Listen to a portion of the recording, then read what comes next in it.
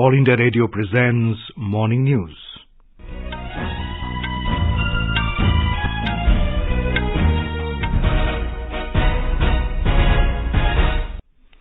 Good morning. I'm Abhishek Mukhopadhyay. The headlines. Home Minister Amit Shah says there's no place for violence and left-wing extremism in self-reliant New India. Government to open Integrative Medicine Centres in all government hospitals across the country. Scrutiny of nominations for Meghalaya and Nagaland Assembly elections to be taken up today. RBI to announce its final bi-monthly monetary policy review this morning for financial year 2022-23. Death toll in earthquakes in Turkiye and Syria reaches nearly 8,000 as rescuers rush against time to find survivors. And International Hockey Federation announces qualification criteria for Paris 2024 Olympic hockey tournaments.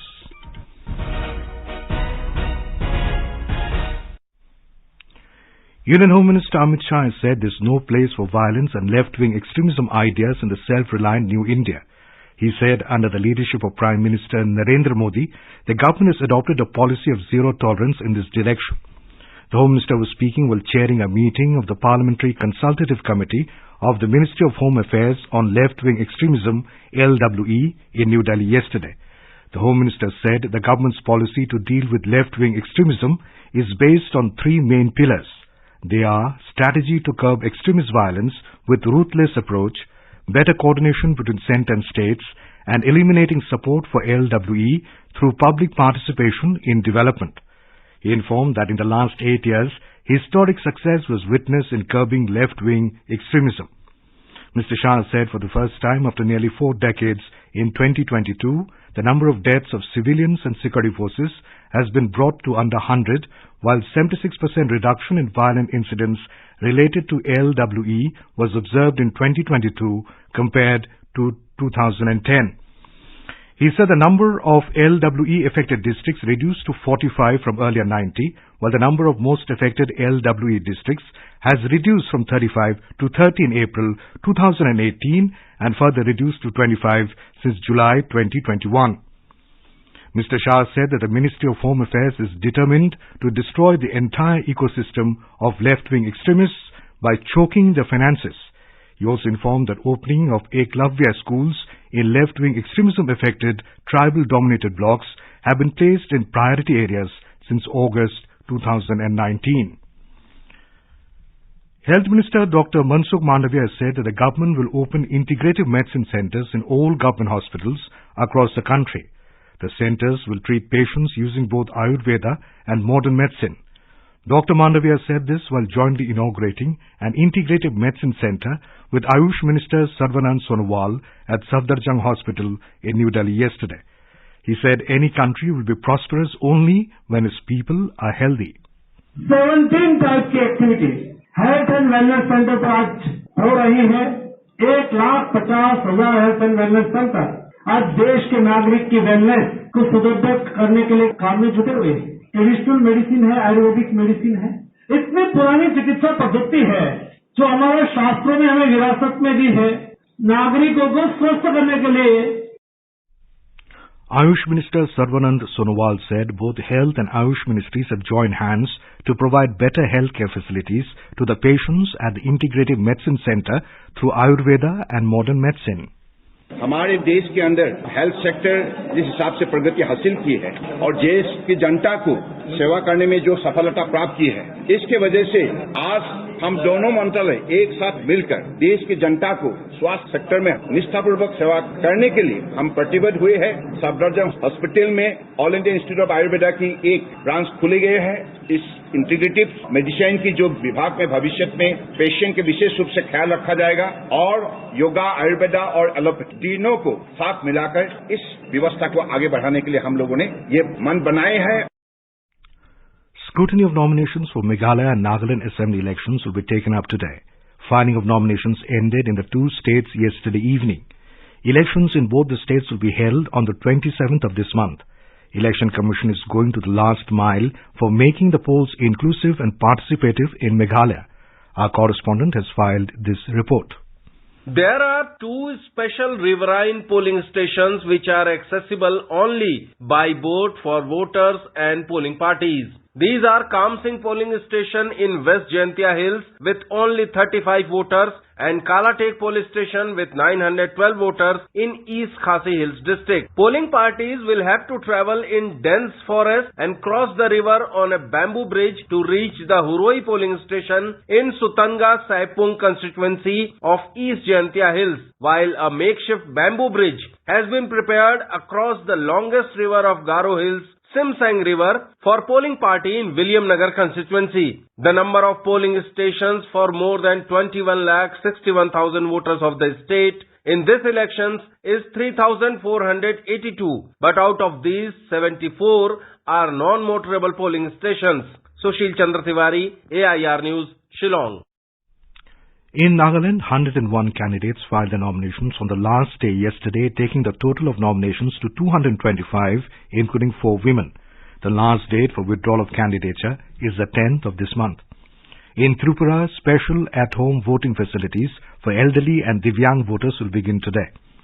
Talking to AIR News, Chief Electoral Officer Kiran Gite said that 8,000 eligible voters have opted for this facility across the state. He said that election teams will visit their houses so that such voters could easily exercise the voting rights. Mr. Gite urged voters to maintain the secrecy of the voting rights.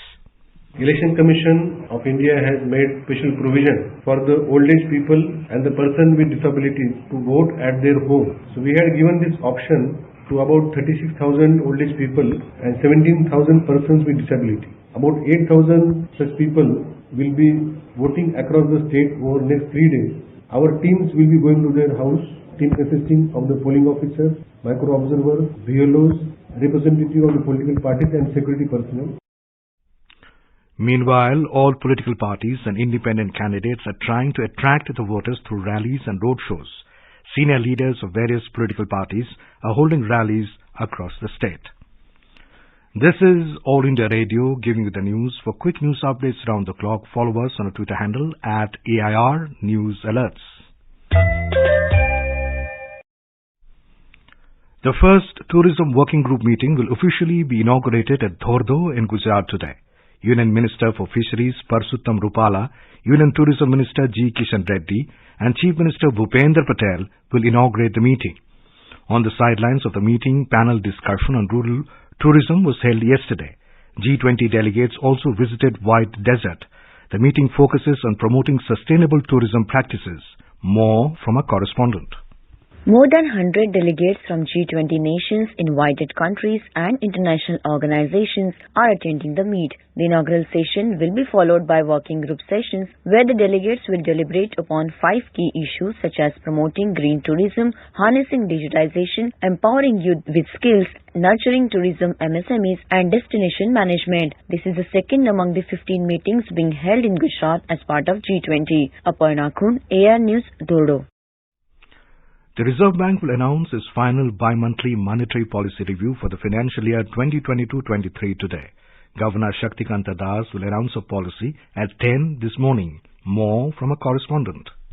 The meeting of 6-member Monetary Policy Committee headed by RBI Governor Shaktikanta Das began on Monday. With inflation showing sign of moderation, experts believe that the Apex Bank may either announce a smaller rise of 25 basis points in repo rate or pause the rate hiking speed. In its December Monetary Policy Review, RBI had raised the repo rate by 35 basis points to 6.25%. However, the rate has seen an increase of 225 basis points since May last year, primarily to contain inflation, mostly fueled by external factors, especially the global supply chain disruption following by the Russia-Ukraine war. Jeevan Bhavsar, AIR News, Mumbai. In Turkiye and Syria, the death toll due to the massive earthquake has soared to nearly 8,000 as rescue operations continue to find survivors. Turkiye's Vice President Fuat Oktay has said that more than 34,800 people were injured in the earthquakes.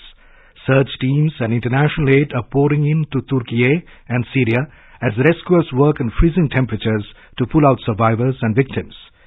The 7.8 magnitude quake that hit the region on Monday toppled thousands of buildings. Unstable piles of metal and concrete made the search efforts perilous. So far, over 8,000 people have been pulled from the debris in Turkiye alone, and around 4 lakhs have taken refuge in government shelters or hotels. Turkish President Recep Tayyip Erdogan said 13 million of the country's 85 million people were affected due to the earthquake. Erdogan has already declared a state of emergency in 10 provinces. India has sent 4 C-17 plane loads of relief material, equipment and personnel weighing over 108 tons to earthquake-hit Turkiye as humanitarian assistance. These include self-contained search and rescue units of NDRF numbering over 100 personnel with equipment, vehicles and dog squads. These units have specialized equipment for detection, location, access and extrication.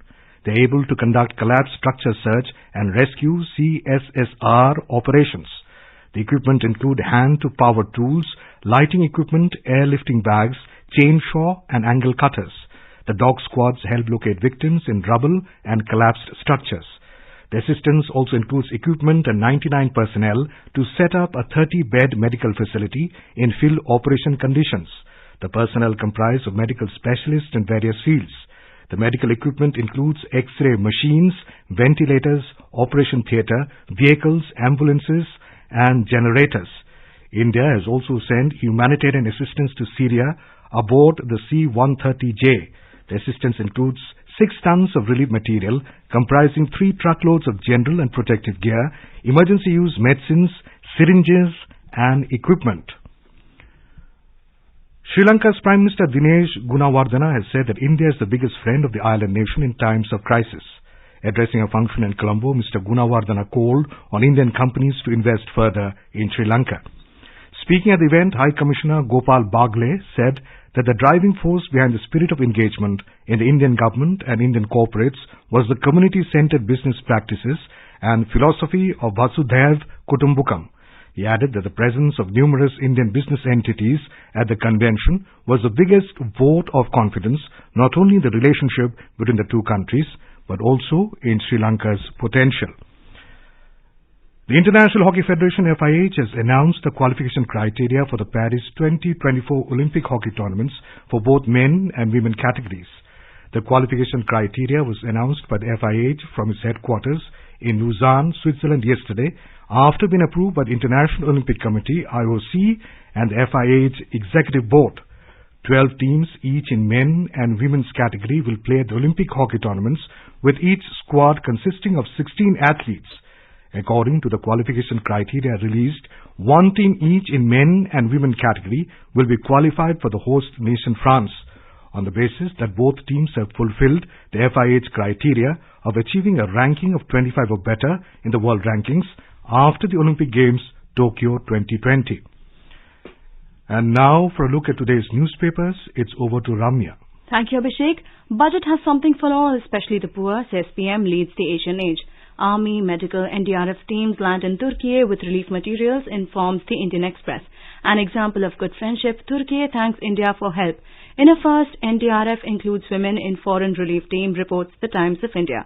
Stretching it too much, says Supreme Court on pleas against Gauri's appointment, notes the Statesman. The Tribune quotes the army as saying will give apt responses to any aggression along the LAC. India hits Sarat Park for raking up Kashmir at United Nations, reports the Pioneer. And finally, in India's space push, Hindustan Times reports ISRO picks 3 landing sites near Luna's South Pole for Chandrayaan-3 moon mission this year. And with that, it's back to you, Abhishek. Thank you, Ramya. And now, before we end the bulletin, the headlines once again.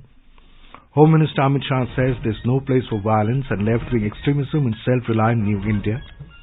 Government open Integrative Medicine Centres in all government hospitals across the country. Scrutiny of nominations for Meghalaya and Nagaland Assembly elections to be taken up today. RBI to announce its final bi-monthly monetary policy review this morning for financial year 2022-23. Death toll in earthquakes in Turkiye and Syria reaches nearly 8,000 as rescuers rush against time to find survivors. And International Hockey Federation announces qualification criteria for Paris 2024 Olympic hockey tournaments. And for details of these stories and more, log on to our website www.newsonair.gov.in and News on AIR app. And with that, we end the morning news. Have a nice day.